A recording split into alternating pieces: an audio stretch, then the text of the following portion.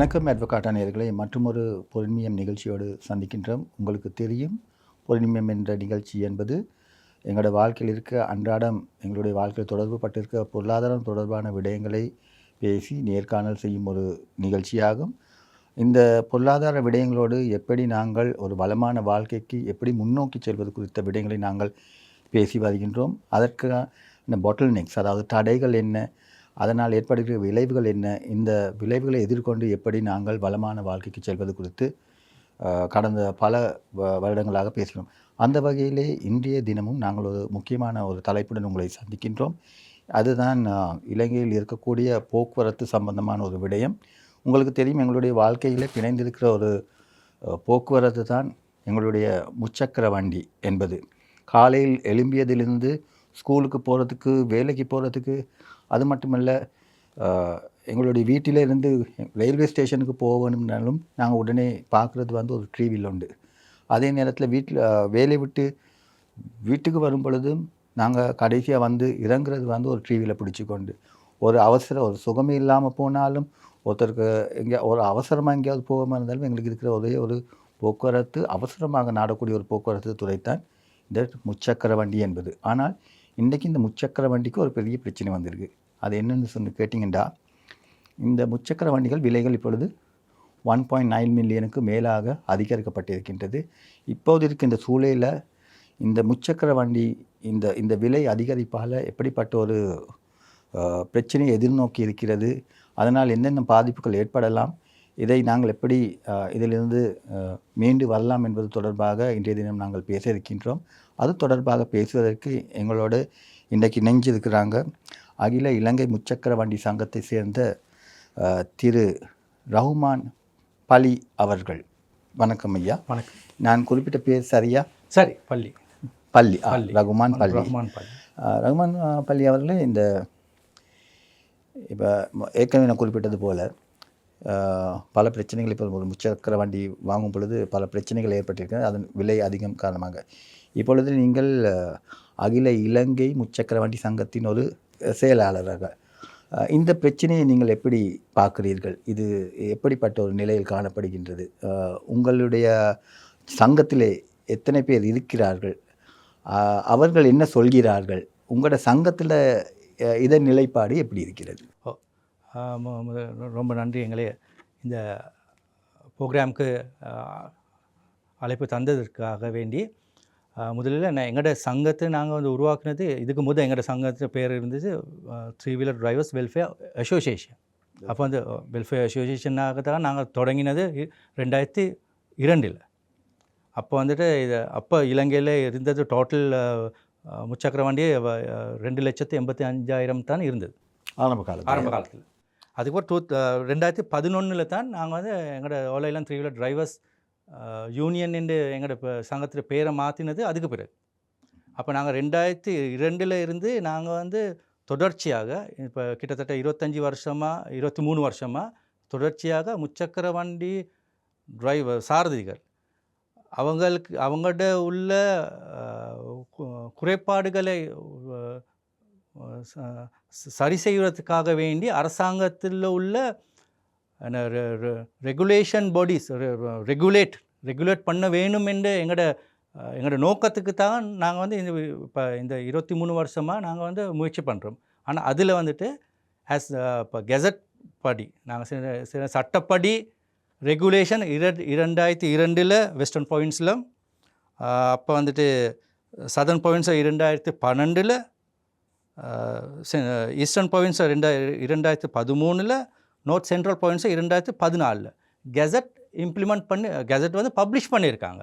ஆனாலும் அந்த ரெகுலேட்டிங் பாடிக்கு தேவையான செயற்பாடுகள் இன்னும் வரை ஒழுங்காக செய்ய இல்லை. எங்களோட சங்கத்தில் வந்து இப்போதைக்கு ஒரு 5000 முச்சக்கர சாரதிகள் தான் எங்களோட மெம்பர்ஸாக இருக்காங்க. ஆனால் நாங்கள் வந்து எங்களோட ரெப்ரசன்டேஷன் நாங்கள் வந்து எந்த நேரமும் நாங்கள் பேசுகிறது வந்து இலங்கையில் உள்ள எல்லாம் ப்ரொஃபஷனல் டிரைவர்ஸ். அப்போ தொழிலாக தன்னுடைய முச்சக்கர வண்டியை பாவிக்கக்கூடிய சாரதிகள் பற்றி மட்டும்தான் நாங்கள் பேசுகிறது. இப்போ பர்சனல் யூசேஜ் பற்றி நாங்கள் பேசுகிறது இல்லை. அது வந்து பர்சனல், அது எங்களுக்கு சம்பந்தப்பட்டது ஒன்று இல்லை. அப்போ நாங்கள் எங்களோட மெம்பர்ஸ் மாதிரி 5000 இருந்தாலும் நாங்கள் எந்த நேரம் நாங்கள் பேச உள்ளங்களுள்ள எங்களோட மெம்பர்ஸாக இருக்கலாம், மெம்பர்ஸ் இல்லாமல் இருக்கலாம். ஆனால் ப்ரொஃபஷனலி தொழிலாக தன்னுடைய த்ரீ வீலர் பாவிக்கக்கூடிய மக்களை பற்றி தான் நாங்கள் பேசுகிறோம். இப்போ நீங்கள் ரெகுலேஷன் சொல்கிறீங்க. ஆமாம். நீங்கள் ரெகுலேஷன் சொல்லப்போ எங்களுடைய ஆடியன்ஸுக்கு இந்த ரெகுலேஷன் நீங்கள் என்னத்தை பற்றி பேசுகிறீங்க கொஞ்சம் புரிகிற மாதிரி எங்களுக்கு எக்ஸ்பிளைன், என்ன மாதிரி ரெகுலேஷன் நீங்கள் எதிர்பார்க்குறீங்க? நாங்கள் வந்துட்டு இப்போ நாங்கள் ரெகுலேட் பண்ணி இப்போ ஸ்ரீலங்கா கான்ஸ்டிடியூஷன் படி வந்துட்டு அந்தந்த ப்ரொவின்ஸ்க்கு தான் அந்த ப்ரொவின்ஸ்குள்ளே உள்ள இன்டர்னல் டிரான்ஸ்போர்ட் பற்றி ரெகுலேஷன் கொண்டு வரலாம். அந்த அந்த ப்ரொவின்ஸ்க்கு மட்டும்தான் கொண்டு வரலாம். அப்போ வெஸ்டர்ன் ப்ரொவின்ஸில் வந்துட்டு அவங்க 2002 கெசட் பண்ணிவிட்டு 2023 தான் இம்ப்ளிமெண்ட் பண்ண தொடங்கினார். 2 டைம் ட்ரை பண்ணினாங்க. அதுக்கு எங்களோட 3 வீல் டிரைவர்ஸ் மாதிரி அந்த இம்ப்ளிமெண்டேஷனில் என்னென்ன உள்ளடக்கம்? அதில் வந்து மெயின்லி வந்து ஃபர்ஸ்ட் திங் வந்து டிரைவர், ஓனர், வெஹிக்கல், இந்த 3 கேட்டகரியும் வேறு வேறையாக நாங்கள் ரெஜிஸ்டர் பண்ணணும். அப்போ டிரைவராக இருந்தால் நான் வேறு ரெஜிஸ்டர் பண்ணணும். ஓனர் வந்துட்டு அவரோட ஓனர்ஷிப்பை ரெஜிஸ்டர் பண்ணிக்கொள்ளணும், வெஹிக்கல் ரெஜிஸ்டர் பண்ணணும். அப்போ இந்த 3ம் ரெஜிஸ்டர் பண்ணினாக்கா அப்போ ரெஜிஸ்டர் பண்ணுறவருக்கு ஒரு லைசன் ஒன்று இஷ்யூ பண்ணுவாங்க. அப்போ டிரைவருக்கு வந்து வேறு டிரைவிங் லைசன் ஒன்று வேறு வரும், டிரைவிங் ஐடென்டிஃபிகேஷன் ஒன்று வருது. அப்போ அந்த ஓனருக்கு வந்துட்டு அவருக்கு வேறு லீஃப்லெட் ஒன்று வேறு டாக்குமெண்ட் ஒன்று அவருக்கு வரும். அப்போ அந்த வெஹிக்கலை ரெஜிஸ்டர் பண்ணால் வெஹிக்கலுக்கு இதே மாதிரி ஒரு லைசன் ஒன்று வருது. இந்த லைசன் வந்து அப்போ அந்த டிரைவர்கிட்ட ஃபோட்டோ போட்டிருக்கு. அப்போ அந்த வெஹிக்கலை வேறு யாருக்கும் பாவிக்க முடியாது. இப்போ ஏண்டா சொந்த வண்டியாக இருந்தாலும் ஏண்டா அண்ணனுக்காவது தம்பிக்காவது அது ஹையரிங் பண்ண முடியாது. பர்சனல் யூஸ் பண்ணலாம், பர்சனல் யூஸ் இங்கே பிரச்சனை ஒன்றும் இல்லை. ஹையரிங் பண்ணுறதா இருந்தாக்கா அவர் வந்து அந்த குறிப்பிட்ட மாகாணத்தில், அப்போ வெஸ்டர்ன் ப்ரொவின்ஸ்னால் வெஸ்டர்ன் ப்ரொவின்ஸில் வந்து ரெஜிஸ்டர்ட் ஆகின டிரைவர் வெஹிக்கல் இருக்கணும். அப்போ அது இருந்தால் மாத்திரம்தான் அவருக்கு வந்து பப்ளிக் டிரான்ஸ்போர்ட் ஒன்று செய்யலாம். ஸோ இதால் என்ன நன்மைகள்? ஃபஸ்ட் திங் வந்து ஃபஸ்ட் திங் வந்து ஆஸ் அ டிரைவர் எங்கள்கிட்ட பக்கத்துக்கு நாங்கள் எடுத்தாக்கா நான் வந்துட்டு ப்ரொஃபஷனல் டிரைவர் என்று நான் சொன்ன தவிர யாரும் என்னைய ஏற்றுக்கொள்கிறது இல்லை. அப்போ நான் வந்து கவர்மெண்ட் அத்தாரிட்டி ஒன்று நான் ரெஜிஸ்டர் ஆகினாத்தான் நான் வந்து ப்ரொஃபஷனல் டிரைவர் என்று யாராவது எடுத்துக்கொள்ளலாம். அப்போ அதிலே இன்னொரு பார்ட் ஒன்று இருக்குது. இப்போ நாங்கள் பப்ளிக் பஸ் மாதிரி ப்ரைவேட் பஸ் இருக்குது. ப்ரைவேட் பஸ்ஸில் வந்து ப்ரைவேட் பஸ் வேண்டிய மாதிரி ரோட்டில் போகலாம். ஆனால் பப்ளிக் டிரான்ஸ்போர்ட் பண்ணுற ப்ரைவேட் பஸ்ஸில் வந்து டிரைவர் பிடி லைசன் உள்ள என்டிசி ப்ரொவின்ஷியல் அத்தாரிட்டியில் ரெஜிஸ்டர் ஆகின டிரைவராக இருக்கணும். கண்டக்டரும் அதே மாதிரி தான். அவர் 3 days ட்ரைனிங் போன அவருக்கு வேறு கண்டக்டர் லைசன் இருக்குது. கண்டக்டர் லைசன் உள்ள ப்ரொவின்ஸில் ரெஜிஸ்டர் ஆகின ஒருத்தரை தான் இருக்கணும். அப்படியே அதாவது பேசிக்காக வந்து மக்கள் வந்து பயம் இல்லாமல் அந்த லைசன் உள்ளவரோட போகலாம். அப்போ அந்த லைசன் உள்ளவரோட நம்பர் இப்போ இது வந்து எங்களோட 3 வீல்ட சீட்டை டிரைவரோட சீட்டை பின்னுக்கு இல்லாட்டி இந்த ஏற பேசஞ்சருக்கு விளங்குறது தான் இதை பப்ளிஷ் பண்ணுறேன். அப்போ ஆஸ் அ பேசஞ்சர் எடுத்தாக்கா பேசஞ்சருக்கு செக்யூரிட்டியில் மேக்ஸிமம் எங்களுக்கு கொடுக்கலாம். அப்போ ஏதாவது அவருக்கு டிரைவரோட ஏதாவது பிரச்சனை ஒன்று இருந்தாக்கா கம்ப்ளைண்ட் பண்ணலாம். அப்படி இல்லாட்டி இப்போ ப்ரொவின்ஸில் உள்ளது மாதிரி அவருக்கு போலீஸில் போயிட்டு போலீஸில் கம்ப்ளைண்ட் போடலாம். இப்போ இதுக்கு இருந்த வந்துட்டு நீங்கள் வந்து 3 வீலில் ஹையர் ஒன்று போனதுக்கு ஹையர் ப்ரைஸிங் பற்றி உங்களுக்கு பிரச்சனை ஒன்று வந்தாக்கா உங்களுக்கு போலீஸில் போய் என்ட்ரி போட்டது எந்தவித இது சலுகைகளும் இல்லை. ஆனால் இதில் இருக்குது. இப்போ ப்ரொவின்ஷியல் அத்தாரிட்டியில் வந்துட்டு இப்போ கொடுத்துருக்க மேக்ஸிமம் ப்ரைஸ் வாங்க. இப்போ ஆஸ் அ பேசஞ்சர் நீங்கள் தெரிஞ்சுக்கொள்ளணும், ஃபர்ஸ்ட் கிலோமீட்டருக்கு வெஸ்டர்ன் ப்ரொவின்ஸ்குள்ளே போகக்கூடிய மேக்ஸிமம் ப்ரைஸ் வந்து first kilometre 100 rupees, second kilometre 85 rupees தான் வெஸ்டர்ன் ப்ரொவின்ஸில் ரெகுலேட் பண்ணியிருக்கு. ஆனால் மோஸ்ட்லி நீங்கள் ரோட்டில் போனால் கிடைக்கும் உங்களை first kilometre 100 rupees, second kilometre 90 rupees. அதுதான் இப்போதைக்கு யூஸ் பண்ணுற அவரேஜ் ப்ரைஸிங்கு இருக்குது. அதை விட கூட சார்ஜ் பண்ணினாக்கா, நல்லா ஞாபகத்தை வச்சுக்கோங்க, அதை விட கூட சார்ஜ் பண்ணினாக்கா உங்களுக்கு வந்துட்டு வெஹிக்கல் நம்பரோட போலீஸில் போய் என்ட்ரி ஒன்று போடலாம். என்கிட்டலாம் எக்ஸஸ் அமௌண்ட் ஒன்று சார்ஜ் பண்ணினாங்க. எப்படி ப்ரூஃப் பண்ணுறது? இல்லை, அவர்கிட்ட இப்போ இதில் கண்டிஷனில் வருது அவர்கிட்ட ஃபிசிக்கல் மீட்டர் ஒன்று இருக்கணும். மீட்டர் இல்லாதவங்க அதுதான். இப்போ மீட்டர் இல்லாத வெஹிக்கல் வந்து இல்லாத வெஹிக்கலுக்கு வந்து ஹையர் போக முடியாது. வெஸ்டர்ன் ப்ரொவின்ஸில் அப்படி ஒரு ரெகுலேட் பண்ணி அப்போ ரெகுலேட்டை இம்ப்ளிமெண்ட் பண்ணுறது யார் செய்யணும்? அப்போ வெஸ்டர்ன் ப்ரொவின்ஸ் டிரான்ஸ்போர்ட் அத்தாரிட்டியும் ஸ்ரீலங்கா போலீஸும் சேர்ந்து தானே அதை இம்ப்ளிமெண்ட் பண்ணணும். 2 பேரும் இம்ப்ளிமெண்ட் பண்ணுறது இல்லை. ஆனால் கூட 3 வீலில் அந்த ரைட் சைட் கார்டு மூடி இருந்தால் மட்டும் போலீஸால் பிடிச்சி அவங்களுக்கு தடை எழுதி கொடுப்பான். ஆனால் அந்த ரெகுலேஷன் ரூல்ஸில் இருக்குது. ஃபிக்ஸ்ட் மீட்டர் ஒன்று இல்லாட்டி அவருக்கு ஹையர் ஓட முடியாது. ஆனால் அது இன்னும் இம்ப்ளிமெண்ட் ஆகுது இல்லை. அது இப்போ எங்களுக்குள்ள பெரும் பிரச்சனை என்ன, இப்போ ஆல்மோஸ்ட் 22 இயர்ஸ்க்கு கெசட் பண்ணின ரெகுலேஷன் இன்னும் இம்ப்ளிமெண்ட் பண்ணுறதுக்கு இது யாருக்கு அது விரோதமாக இருக்குது. இப்போ செல்றது மக்கள் விரோதப்படுத்தினால்தான் தான் நாங்கள் இம்ப்ளிமெண்ட் பண்ணுறோம். ஆனால் மக்கள் விரோதத்தை உள்ள எத்தனை வேலை பொலிட்டிஷியன் இம்ப்ளிமெண்ட் பண்ணியிருக்காங்க. இப்போ நாங்கள் இப்படி சொல்லுவோமே, இப்போ நாங்கள் இந்தியாவில் படங்கள் எல்லாம் பார்த்துருக்கோம். ஒரு ட்ரீவில் டிரைவர் வந்து ஒரு யூனிஃபார்ம் போட்டுக்கிட்டு ஒரு மீட்டர் ஒன்று வச்சுக்கொண்டு எல்லாத்துலேயும் அப்படி இருக்குது. அங்கே அப்படி அந்த மாதிரி ஒரு சட்டம் ஒன்று இம்ப்ளிமெண்ட் ஆகப்பட்டது இந்தியாவில் இருக்குது. இப்போ இந்த ரெகுலேஷன்லாம் இருக்குது. உங்களோட ஜாப் அதில் ஸ்பெசிஃபை பண்ணிக்கிறேன். நீங்கள் தொழில் செய்கிற நேரத்தில் அந்த தொழிலுக்காக வேண்டிய ஒரு யூனிஃபார்ம்னு சொல்கிறது இல்லை, ஒரு டீசன்ட் கிட் ஒன்று கொடுக்கணும். அப்போ அந்த கிட் என்ன சொன்னாக்கா நீங்கள் 3/4 ஷார்ட் உண்டாவது ஆம் கட் உண்டாவது போட்டு உங்களுக்கு அதை ஓட முடியாது.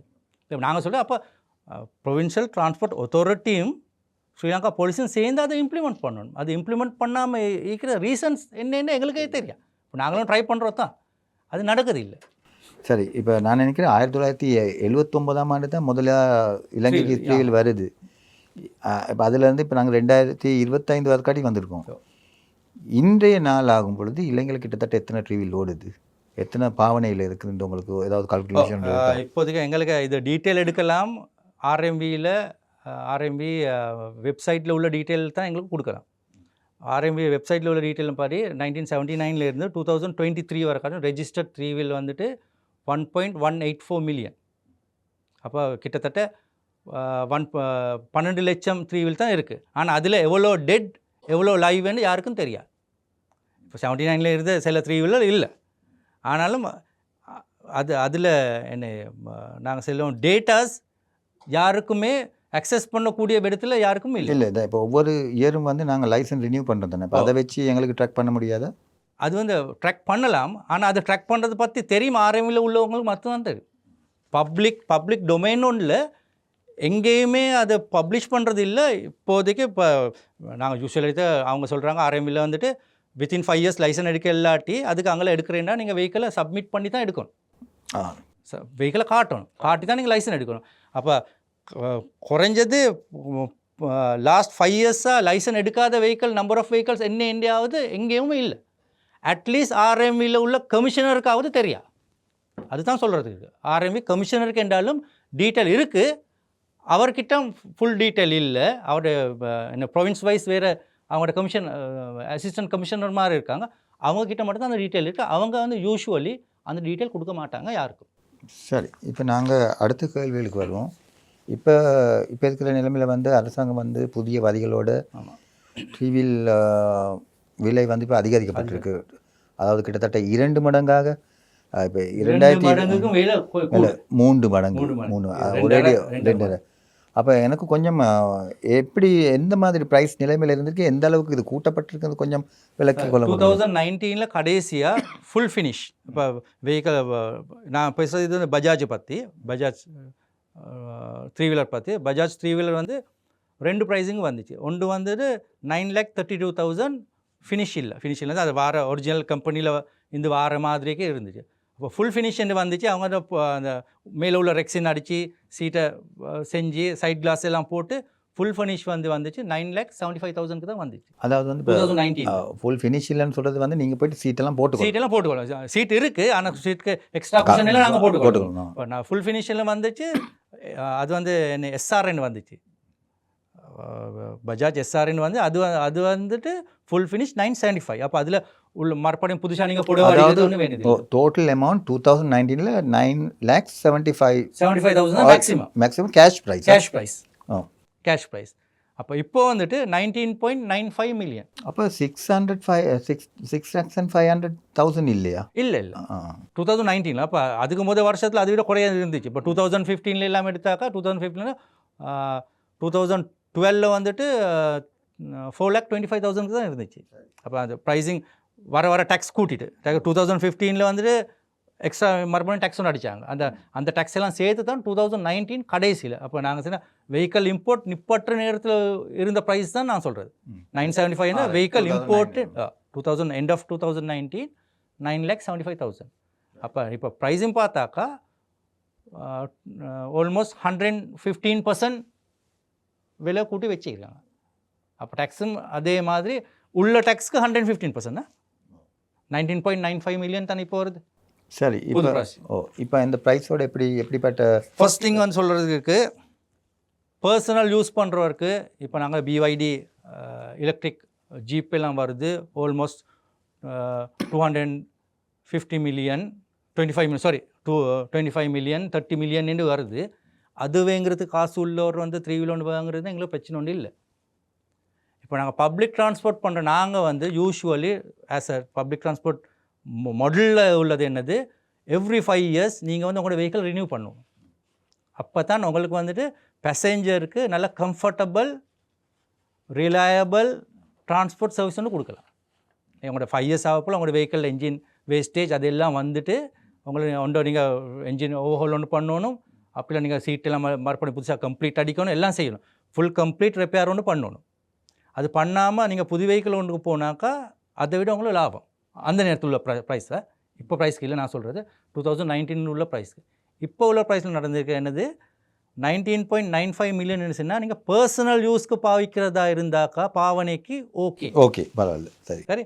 பப்ளிக் டிரான்ஸ்போர்ட்டில் பிரச்சனை இருக்குது. எங்களோட ப்ரைஸிங் வந்து என்னது, first kilometre 100 rupees, second kilometre regulate பண்ணிக்கிற ப்ரைஸ் வந்து 85 rupees. ஆனால் நாங்கள் 90 rupees ஓட்டுறோம். இப்போ 190 rupees அந்த ப்ரைஸிங்க்கு 19.95 மில்லியன் கேஷ் ப்ரைஸா. இது ஃபினான்ஸ் அது இது ஒன்றும் இல்லாமல் கேஷ் ப்ரைஸ்க்கு நாங்கள் வாங்கினாக்கா நாங்கள் எந்த விலைக்கு நாங்கள் ஓட்டுறது. அந்த விலைக்கு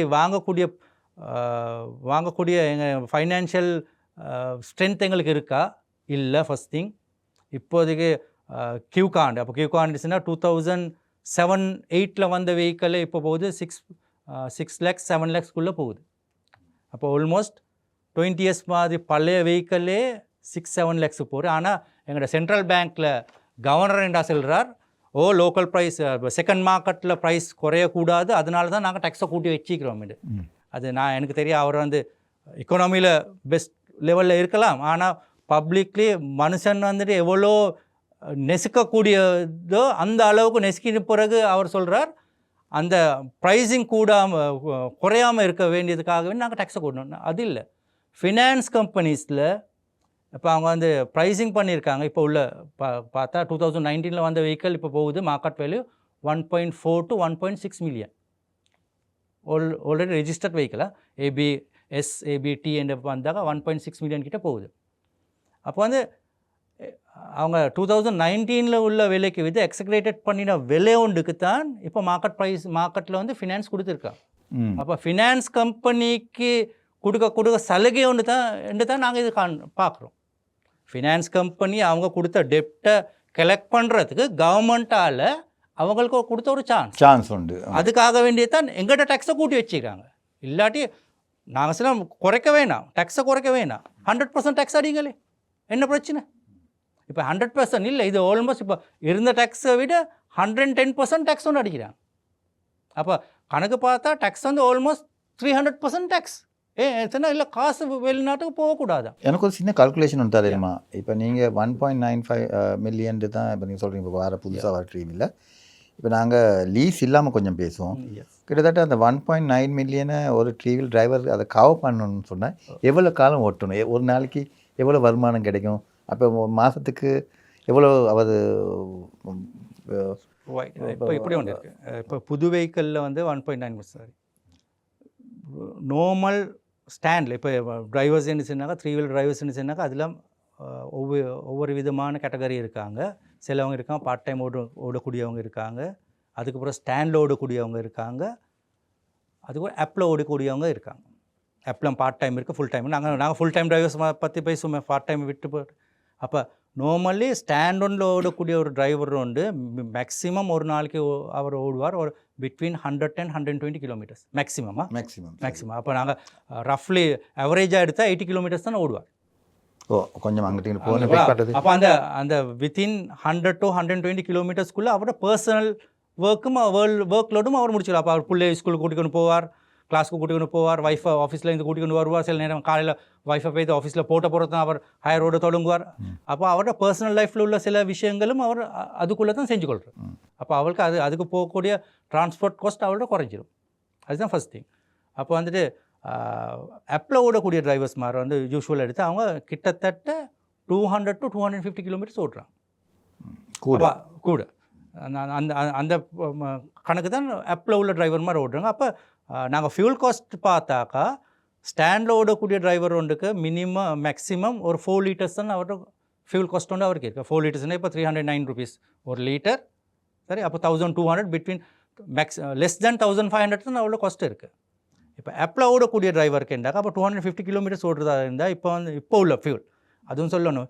இப்போ உள்ள ஃபியூலில் வந்துட்டு நீங்கள் வந்து இப்போ ஒரு நாங்கள் கொரோனாக்கு இல்லை இந்த அறகலைக்கு நீங்கள் ஃபியூல் அடித்தாக்கா அவங்களோட உள்ள வெஹிக்கல் வந்து 28 கிலோமீட்டர்ஸ் ஓடின வெஹிக்கல் இப்போ உள்ள ஃபியூல் அடித்தாக்கா 22 கிலோமீட்டர்ஸ் தான் ஓடும். எங்கள்கிட்ட கேட்க வேணாம் ஏன்னு அது வந்துட்டு அந்த ஸ்டாண்டர்டை பார்க்கணும். ஸ்டாண்டர்ட் இன்ஸ்டிடியூஷன் இருக்குது. இப்போ அடித்தா நீங்கள் வந்து யூரோ 4 வருது, ஐஓசியில் யூரோ 4 இருக்குது. யூரோ 4 அடித்தாலும் அதே கெதித்தான், நீங்கள் 92 அடித்தாலும் அதே கெதித்தான். அவங்களோட இதுக்கு இப்போ ஒரு 2 yearsக்கு அவங்களோட உள்ள ஃபியூல் குவாலிட்டி இல்லை இப்போ இருக்குது. வேண்டிய வெஹிக்கல் ஓட்டக்கூடிய டிரைவர் ஒருத்தரையும் கேட்டு பாருங்கள், அவர்கிட்ட ஓடக்கூடிய மைலேஜ் குறைஞ்சிருக்கு. நீங்கள் சொல்கிறபடி பார்த்தா இப்போ வர ஃபியூல் குவாலிட்டியில் கட்டாயம் விஷயம் உண்டு. அதாவது அதில் ஒவ்வொரு நாளும் உங்களுக்கு ஒரு லாஸ்ட் ஒன்று வருது இல்லையா? கட்டாயம். இப்போ நேரத்தோடு நான் வந்து மோர் தேன் 5 கிலோமீட்டர்ஸ் எக்ஸ்ட்ரா ஓடினது இப்போ எனக்கு குறைஞ்சிருக்கு. அப்போ நாங்கள் 4 liters அடித்தா எனக்கு கிட்டத்தட்ட ஒரு நாள் 20 கிலோமீட்டர்ஸ் லாஸ்ட் ஒன்று எனக்கு இருக்குது. அதே நீங்கள் பேச முடியாதுன்னு சொல்கிறீங்க, அதைத்தான் நீங்கள் சொல்லணும். அப்போ பிரச்சனை ஆனால் கேட்டாக்கா என்னது சொல்கிறேன், சிபிசி சிலோன் பெட்ரோலியம் கார்பரேஷன்ஸில் நாங்கள் வந்து சிங்கப்பூர் லெவலுக்கு நாங்கள் வந்து ஸ்டாண்டர்ட் செக் பண்ணி தான் கொடுக்குறேன். அப்போ சிங்கப்பூர் லெவலுக்கு ஸ்டாண்டர்ட் செக் பண்ணினது ஃபியூல். அப்போ எங்கிட்ட பெட்ரோல் டேங்க்கு அடித்தாக்கா மட்டும் ஏன் குறைய ஓடுது. அப்போ இண்டிவிஜுவல் எந்த வெஹிக்கல் மட்டும் இருந்தாக்கா ஓகே அக்செப்டட், எந்த வெஹிக்கல் ப்ராப்ளம் உண்டு இருக்குது. நீங்கள் ரோட்டுக்கு போயிட்டு வெஹிக்கல் ஓடுற வேண்டிய ஃபியூல் அடிச்சு இப்போ ஃபியூல் பம்ப் பண்ணி ஓடக்கூடிய வேண்டிய வெஹிக்கல் ஓனர்கிட்ட டிரைவர் ஒருத்தர்கிட்ட கேளுங்க, இப்போ 2 yearsக்கு அவங்களோட ஃபியூலில் வந்து எவ்வளோ வேலை செஞ்சிச்சு, இப்போ எவ்வளோ வேலை செய்யுது. அதை தான் நான் கேட்குறேன், ஏன் அப்படி வேலை செய்யலைன்னு காரணத்தை சொல்லுங்கள். அதுதான் அப்போ சப்ஸ்டாண்டர்ட் ஃபியூலால் பிக்கிறாங்க. ஆனால் எங்களுக்கு சொல்கிறது எப்படி, நாங்கள் கொண்டு வந்து யூரோ 3 யூரோ 4 கொண்டு வரோம், 95 கொண்டு வரோம். இப்போ 95 உண்மையாகவே ஃபியூலில் 95 நாங்கள் அடிக்கிறோம், இல்லை நாங்கள் 92 அடிக்கிறோம். 92 அடிக்கிறோமா 90 அடிக்கிறோமா எங்களுக்கே தெரியாது. அது பெரிய பிரச்சனை இருக்குது. ஆனால் அது இப்போ நாங்கள் போய் ஸ்டாண்டர்ட் இன்ஸ்டியூட் அவங்க இல்லை பெட்ரோலுமில் வேறு அது செக் பண்ணுறது 95 92 எப்படி நாங்கள் ஐடென்டிஃபை ஏதாவது கலர் வித்தியாசம் இருக்குதா? இல்லை, எதுவுமே இல்லை. இங்கே கூட என்னது, நீங்கள் ஷெட்க்கு போனாக்கா ஷெட்டில் அடிச்சிருப்போம் 95 ஷெட்டில் அடிச்சிருப்போம் 94 அடிச்சிருப்பேன், ஷெட்டில் அடிச்சிருப்போம் 92 நாங்கள் அது பம்ப் பண்ணிக்கணும் வாரு.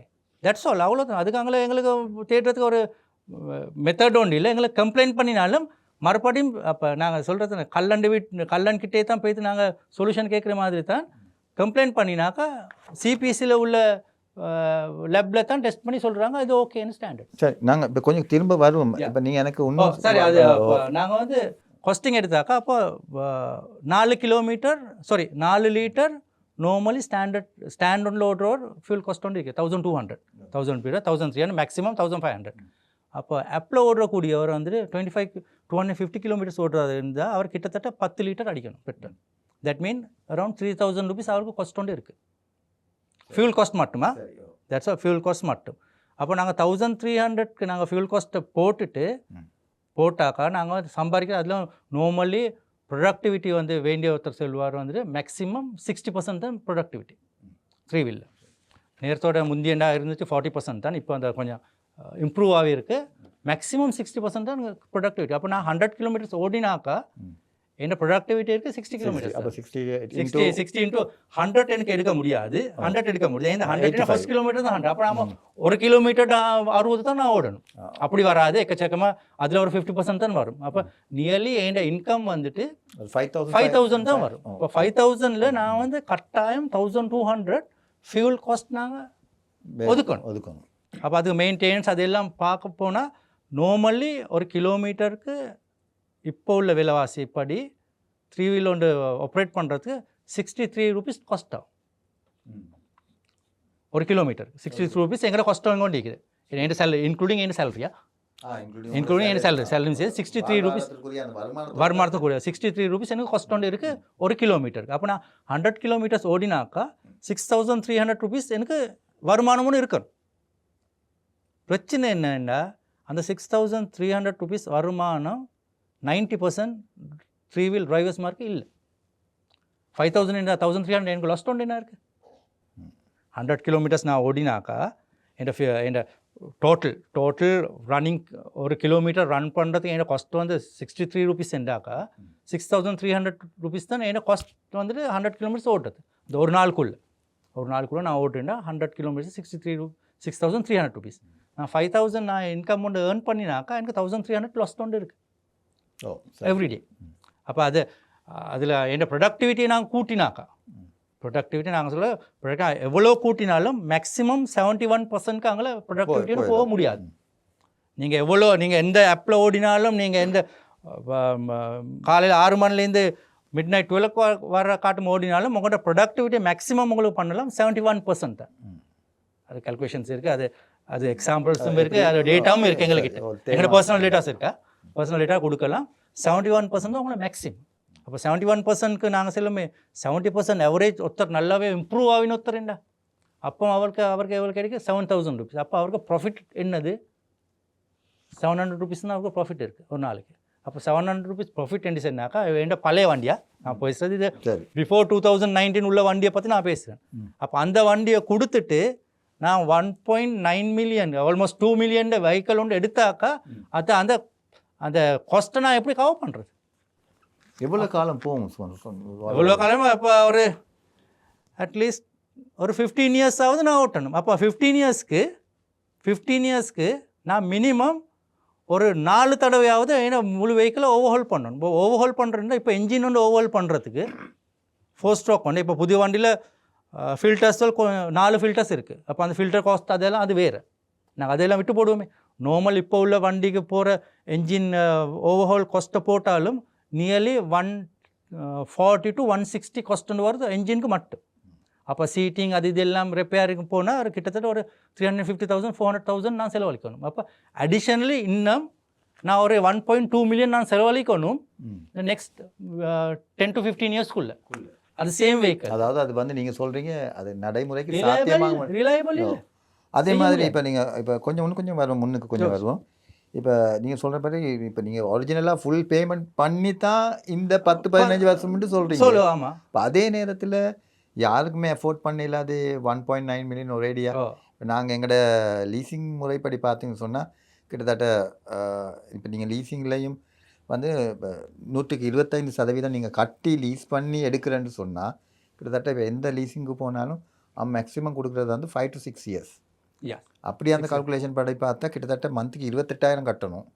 இப்போ நீங்கள் சொல்கிறபடி பார்த்தா அந்த 28,000 கட்டி காஸ்ட்டை கவர் பண்ணுறேன்னு சொன்னால் அது எவ்வளோ காலத்துக்கு போல் போகலாம்? இப்படி இப்போ வார ப்ரைஸ் வந்துட்டு இப்போ எங்கள்கிட்ட உள்ள வெஹிக்கிளில் ப்ரைஸ் படி 1.9 millionக்கு வந்துட்டு இப்போ கவர்மெண்ட் ரெகுலேஷன் படியா ஃபைனான்ஸ் மினிஸ்ட்ரி ரெகுலேஷன் படி எங்களுக்கு ஃபினான்ஸ் பண்ணலாம் 30% மேக்ஸிமம் 30% வந்துச்சுன்னா 600,000 தான் எனக்கு எடுக்கலாம். சரி, அதுக்காக நான் எடுக்கிறேன்டா இப்போ ஃபினான்ஸ் கம்பெனியில் செஞ்சு கொண்டு வந்து இன்னும் செஞ்சு கொண்டே இருக்கக்கூடிய ஒரு நடைமுறை ஒன்று தான். நான் வெஹிக்கிள் வாங்குறேன்னா எனக்கு கொடுக்குறது இப்போ 30% எனக்கு 600,000 கொடுக்குறாங்க. அப்போ எங்களோட ஒய்ஃப்க்கு சொல்கிறாங்க நீங்கள் பர்சனல் லோனோடு போடுங்க. ஒய்ஃப் போடுவாள் எத்தனை ஒரு 1 million பர்சனல் லோனோடு போடுவேன். எனக்கு 1. அப்போ இந்த வெஹிக்கிள் இருக்கிற 1.4 million எனக்கு கையில் இருக்கணுமே. 1.4 million ப்ளஸ் 600,000 தானே 2 million, ரைட்? அப்போ வந்து ஒய்ஃப் வந்துட்டு பர்சனல் லோன் ஒன்று போடணும். மினிமம் ஒரு 800,000 ஆகுது, 900,000 அவள் பர்சனல் லோன் ஒன்று போடணும். எனக்கு அமௌண்ட்டை ரிகவர் பண்ணி விடுது. அப்போ அது போட்டால் தான் எனக்கு ஒரு 6 lakhs ஆகுது 8 lakhs ஆகுது எனக்கு கையால் போட்டுட்டு எனக்கு வண்டி ஒன்று வாங்கலாம். அப்படி இல்லாட்டி 1.4 million என்கிட்ட இருக்கணும். அப்போ 1.4 million என்கிட்ட ஈக்குதுண்டாக்கா நான் வந்து கட்டாயம் ஃபினான்ஸுக்கு போக மாட்டேன். ஃபர்ஸ்ட் ஆஃப் ஆல் நான் ஃபினான்ஸுக்கு போக மாட்டேன். செகண்ட் திங், எனக்கு அதை விட லெஸ் அமௌண்ட்டோட எனக்கு கையில் இருந்தாக்கா நான் புது வண்டிக்கு நான் போக மாட்டேன். எனக்கு அது பே பண்ண முடியாது. இன்னொரு 10 வருஷம் நான் கட்டினாலும் அது கட்டி எனக்கு முடியாது. கெட்டி முடிக்க முடியாது. அதாவது மேலும் வட்டிக்கு மேலே வட்டி. அப்போ அந்த 600,000 என்று சொன்னதுக்கு 600,000க்கு தான் நீங்கள் சொன்ன 28,000 வருது. அப்போ என் ஒய்ஃப் வந்து 800,000 லோன் உண்டு, அவளும் எடுத்தா என்ன நடக்கும்? 28,000 ப்ளஸ் மினிமம் 30,000.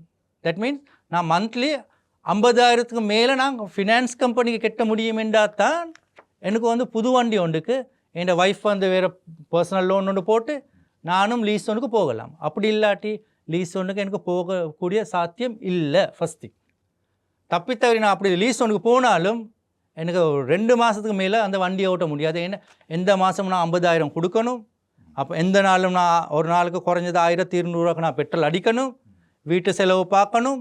அதெல்லாம் பார்த்தா எனக்கு எப்படி வருது? ஒரு தவிர ஒரு பிரேக் டவுன் ஒன்று வந்து 2 நாள் ஓடையெல்லாம் முடிஞ்சு. அப்போ நான் வந்து அரியஸும் வரும். அது அந்த 2 நாளையும் கவர் பண்ணுறது நான் இன்னும் ஒரு எக்ஸ்ட்ரா இன்னும் 6-7 ஹவர்ஸ் தான் ஓடணும். அதாவது சும்மா உள்ள இப்போ நாங்கள் சொல்கிறது ஒழுங்காக தொழிலை செஞ்சு கொண்டு இருந்த மனுஷனை திருடன ஆக்குறதுக்கு தேவையான ஒரு டேக்ஸ் ஒன்று இன்ட்ரடியூஸ் பண்ணியிருக்காங்க.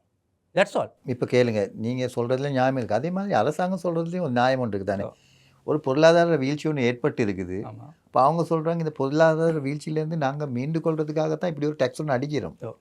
அப்போ நீங்கள் அதை கட்டுங்க. அதை வச்சு தான் அரசாங்கத்துடைய செலவுகளை கட்டுப்படுத்தி அவங்க மேலே வர பார்க்குறாங்க. அப்போ இந்த நேரத்தில் நீங்கள் கண்ட்ரிபியூட் பண்ணணும் தானே. சரி. இப்போ நாங்கள் கண்ட்ரிபியூட் பண்ண நாங்கள் இவ்வளோ நாளாக கண்ட்ரிபியூட் பண்ணிக்கோம். ஆஸ் அ ஜென்ரல் பாப்புலேஷன் இலங்கையில் உள்ள பொலிட்டீஷியனை தவிர ஃபஸ்ட் திங். அது செகண்ட் வந்து என்னது மினிஸ்ட்ரிவலில் உள்ள செக்ரட்டரிமாராக தவிர, அப்போ அரசாங்கத்தில் அந்த என்ன சேர்மன் அதே மாதிரி ஹை போஸ்ட்டில் உள்ளவங்க தவிர மற்ற எல்லாம் பொதுமக்கள் இலங்கையில் உள்ள இந்த வீழ்ச்சிக்காக வேண்டி நாங்கள் கொடுக்கக்கூடிய மேக்ஸிமம் நாங்கள் கொடுத்து முடிஞ்சு. அப்போ ஏன் பொலிட்டீஷியன்மா செஞ்ச இது என்னது டேக்ஸ் டிஃபால்ட் இல்லாட்டி டேக்ஸ் ஃப்ராட்ல ஏன் நீங்கள் கோர்ட்ஸுக்கு கொண்டு வந்து அவங்கக்கிட்ட அந்த சார்ஜஸ் எடுக்கிறது இல்லை? அதுக்கும் நாங்களாக கட்டணும். இப்போ நீங்களே சொல்கிறீங்க, இப்போ அரசாங்கமே சொல்கிறேன் இவ்வளோ டிஃபால்ட் இருக்குது. இப்போ நாங்கள் பார்த்தா மெண்டிஸ் கம்பெனி மிச்சம் தூரம் போக வேண்டியதில்லை. Mendis company almost 5.6 billion tax default. அப்போ அவங்கக்கிட்ட ப்ராப்பர்ட்டியெல்லாம் கவர்மெண்ட் எடுக்கணுமே, ஏன் எடுக்கிறது இல்லை? அதுக்கு வேறு வழக்கு போட்டு அவர் 6 மாதம் உள்ளுக்கு போய்ட்டு வெளியே வந்தப்பறம் அவருக்கு மறுபடியும் அந்த லைசன்ஸை கொடுக்குறேன் மறுபடியும் டிஃபால்ட்டுன்னு பண்ணுறது அது அரசாங்கம். அப்போ அவங்க பண்ணக்கூடிய அந்த 5.6 பில்லியன் டிஃபால்ட்டுக்கு நாங்களாக பொறுப்பு. இன்லேண்ட் ரெவன்யூன்னு ஒன்று இருக்குது தானே. அப்போ அவங்கள்ட இப்போ கவர்மெண்ட்டில் வந்து பார்த்தா பார்லிமெண்ட்டில் 159 மெம்பர்ஸ் இருக்குது. அப்போ அவங்களுக்கு வேண்டிய புது சட்டம் ஒன்று உங்களுக்கு கொண்டு வரலாம். யாரும் அதுக்கு எதிர்ப்பு தெரிவித்தாலும் அது எதிர்ப்பு இல்லாமல் அதை அவங்கள பாஸ் பண்ணலாம். அப்போ ஏன் இன்லேண்ட் ரெவன்யூவில் புதிய ரூல்ஸ் ஒன்று கொண்டு வரது இல்லை? வித்தின் 3 இயர்ஸ் முடிக்கணும். இன்லேண்ட் ரெவன்யூ எனக்கு தெரிஞ்ச மாதிரியா அவங்களோட சில செஷன்ஸில் வந்த பிறகு அவங்களோட என்ன எக்கானமி பற்றி வச்ச செஷன்ஸில் வந்த சம் இல்லை ஒரு விஷயம் சொல்.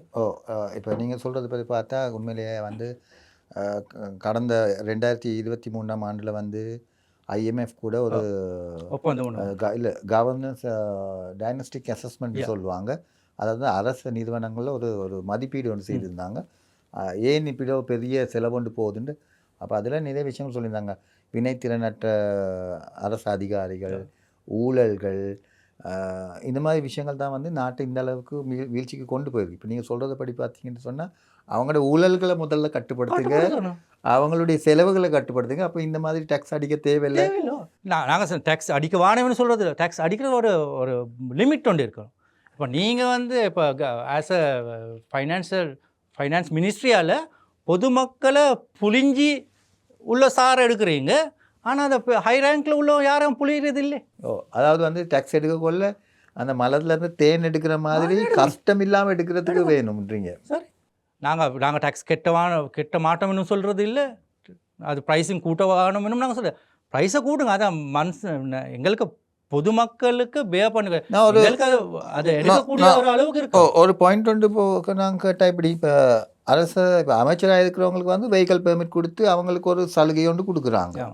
இப்போ நீங்கள் நினைக்கலையா ரைட் அந்த அமைச்சர்மாருக்கு கொடுக்கக்குள்ள ஏன் ஒரு அடிமட்டத்தில் இருக்கிற ஒரு மக்களுக்கு ஒரு சலுகையாக இந்த டேக்ஸை கொஞ்சம் குறைச்சி அவங்களோட வாழ்வாதாரத்துக்கு ஒரு உதவி செய்கிற மாதிரி ஒரு ஒரு ஒரு ஒரு விலையில் ஒரு டிவியில் கொடுத்து அவங்க அதை தொழிலை செய்து கொண்டு போவாங்கன்னு நம்புறீங்க? இப்போ இப்போ அந்த ரெகுலேஷன்ஸ் வரணும் என்று நாங்கள் சொல்கிறதுக்கு முக்கிய காரணம் ஒன்றும் அது ஒன்று. ஏன்னா ப்ரைவேட் பஸ் ஓனர்மார் வந்துட்டு என்ன எவ்வளோ அரசாங்கத்தால் எங்களுக்கு டேக்ஸ் கூட்டின்னு சொன்னதுக்கு ப்ரைவேட் பஸ் ஒன்று ப்ரைவேட் ரூட் ஒன்று பெர்மிட் உள்ள ரூட் ஒன்றுக்கு பஸ் ஒன்று எடுக்கிறதா இருந்தால் அவங்களுக்கு வந்து வெட் ஃப்ரீயாக தான் இருந்துச்சு. இப்போ புது அரசாங்கம் எப்படியோ தெரியா பழைய உள்ள எல்லா அரசாங்கத்தை அவங்கள வெட் ஃப்ரீ பண்ணி தான் கொடுத்தாங்க. பணத்தைங்க வந்து வெட் ஃப்ரீ பண்ணி கொடுத்தாங்க. செகண்ட் வந்துட்டு அவங்களுக்கு வந்து ஃபினான்ஸ் இல்லை, பேங்க் லோன் தான் கொடுத்தாங்க. இப்போ பேங்க் லோனும் ஃபினான்ஸும் அது ரெண்டுக்கு இடையில் பெரிய வித்தியாசம் ஒன்று இருக்குது. இப்போ பேங்க் லோனில் வந்துட்டு மேக்ஸிமம் அவங்களுக்கு என்னது இன்ட்ரெஸ்ட் ரேட் வந்துட்டு சென்ட்ரல் பேங்க்கால் இம்ப்ளிமெண்ட் பண்ணுற இன்ட்ரெஸ்ட் ரேட் தானே இருக்குது. ஃபினான்ஸ் கம்பெனிக்கு அப்படி ஒன்றும் இல்லை, கேப் ஒன்று இல்லை.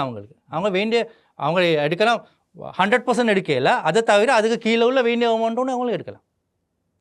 இப்போ பேங்க் சொல்லுக்கு அந்த செய்ய முடியாது. பேங்க்கில் வந்து சென்ட்ரல் பேங்க்கில் ஒரு லிமிட் ஒன்று இருக்குது, அந்த லிமிட்க்கு அங்கே போகல வேண்டிய ஒரு லோன் ஒன்றுக்கு. அப்போ என்னது பப்ளிக் நாங்கள் செல்வோம் பஸ் ப்ரைவேட் பஸ் வந்துட்டு அவங்க வந்துட்டு டிரான்ஸ்போர்ட் அத்தாரிட்டியில் வந்துட்டு ரெஜிஸ்டர் ஆகி இருக்கிறனால, அவங்க ரெகுலேட் ஆகி இருக்கிறனால அவங்களுக்கு வெட் கன்செஷன் இருக்குது, லோன் ஃபெசிலிட்டி இருக்குது.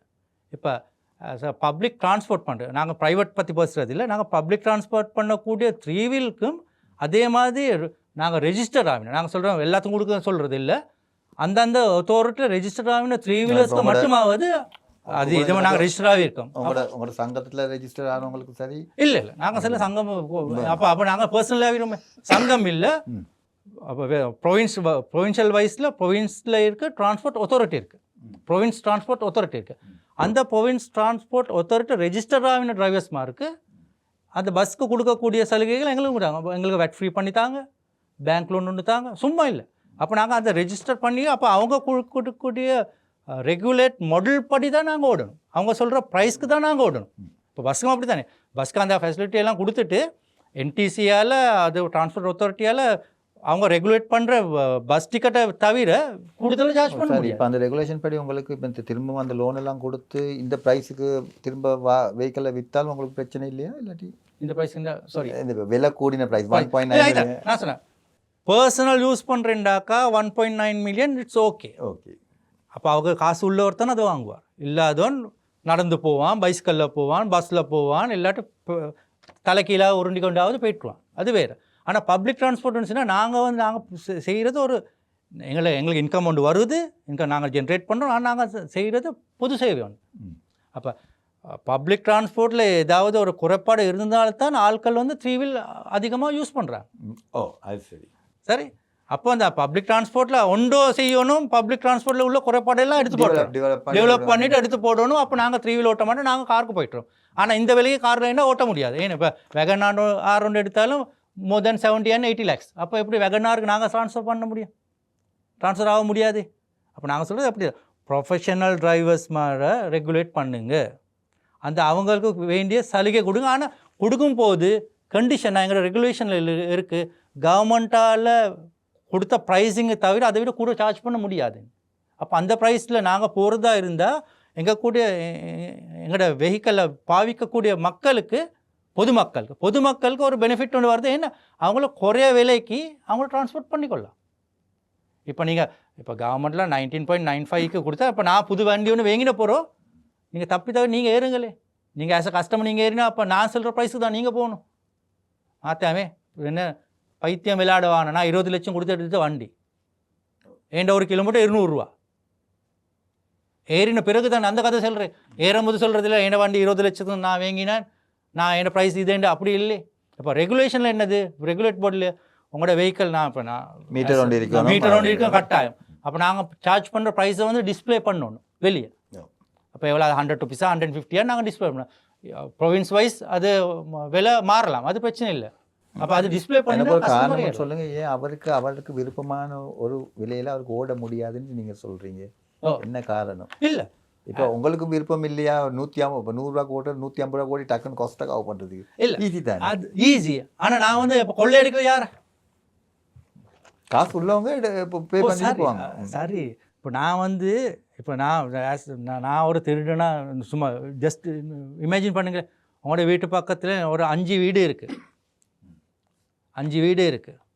ஒரு வீடுக்கு ஒரு மாதத்துக்கு ஒருத்தனை யாராவது திருடனொருத்தன் பூந்துட்டு திருடினா அந்த 4 வீட்டில் உள்ளவங்க எப்படி இருப்பாங்க? மன நிம்மதியால் இருப்பாங்க இல்லை? அவன் எந்த நேரம் டென்ஷன் தான் இருப்பான். என் வீட்டில் எந்த நேரத்தில் கொள்ளைக்காரன் பாய்வானோ கள்ளன் பாய்வானோ தெரியாது. அதே மாதிரி தான் நான் 150க்கு நான் உங்கள்கிட்ட எடுக்கலாம், எடுக்கலாம் இல்லை எடுக்கலாம். இப்போ போலீஸாலும் பிடிக்கிறது இல்லை. ரெகுலேஷன் இந்த ரெகுலேஷன் இருந்ததுக்கு அதை இம்ப்ளிமெண்ட் பண்ணுறதும் இல்லை. எடுத்தால் நீங்கள் மறுபடியும் நெக்ஸ்ட் டே என்னையோட போவீங்களா, இல்லாட்டி இன்னொரு 3 வீலோட போவீங்களா? அது சரி. போக மாட்டீங்க. That's all. அப்போ நான் என்ன சொன்னேன், என்ன பிஸ்னஸை நான் லாஸ் பண்ணிக்கொள்கிறேன். நீங்கள் மட்டும் லாஸ் பண்ணுறீங்களா? நான் மட்டும் என்னோட இருந்த என்ன சக தொழிலாளர்களுக்கு சேர்த்து தான் நான் அதை இம்ப்ளிமெண்ட் பண்ணேன். இப்போ நாங்கள் இன்னொரு கேள்விக்கு போவோம். 2023ஆம் ஆண்டு மட்டும் கிட்டத்தட்ட ட்ரீவில் விபத்து, முச்சக்கர வண்டி விபத்துகள் 7514 விபத்துகள், அடுத்தது 1346 உயிரிழப்புகள்னு ஒரு ஸ்டாட் ஒன்று சொல்லுது. அப்போ ட்ரீவில் ஒரு பாதுகாப்பு இல்லாத ஒரு சூழ்நிலையும் அங்கே காணப்படுது. அப்போ நீங்கள் அந்த கோல் மாதிரி ஒரு காருக்கு போகிறதே பெட்டர் மாதிரி தெரியுது. எப்படி காரில் சேஃப்டி, கார் வெஹிக்கிளில் உள்ள சேஃப்டி அப்படி பார்த்தா 3 வீலர் சேஃப்டி பத்தாது. மோட்டர் பைக் பார்த்தா அதை விட சேஃப்டி பத்தாது வெஹிக்கிள் ஒன்று தான் மோட்டர் பைக். இப்போ மோட்டர் பைக்லாம் ட்ரான்ஸ்போர்ட் பண்ணுறியா, பேசஞ்சர் ட்ரான்ஸ்போர்ட் மோட்டர் பைக்லாம் செய்கிறது. கிட்டத்தட்ட 40 லட்சம் மோட்டர் பைக், 48 லட்சம் இருக்குது மோட்டர் பைக். 2023 கடைசி கணக்குப்படி 48 lakhs மோட்டர் பைக் இருக்குது. இப்போ மோட்டர் பைக்லாம் பேசஞ்சர் ட்ரான்ஸ்போர்ட் இருக்குது. இப்போ ஊபர். ஆனால் ஆர்எம்வி கமிஷனர் படி கம்ப்ரஹென்சிவ் இன்சூரன்ஸ் ஒன்று இல்லாத மோட்டர் பைக்கில் பில்லியன் ரைடர் ஒன்று போக முடியாது. First thing, passenger transport motor பைக்கில் ஒன்று இல்லை. நாங்கள் வாகனம் செல்றதுல இல்லாட்டி நாங்கள் புதிய ரெகுலேஷன் கொண்டு வந்து நாங்கள் இம்ப்ளிமெண்ட் பண்ணணும்.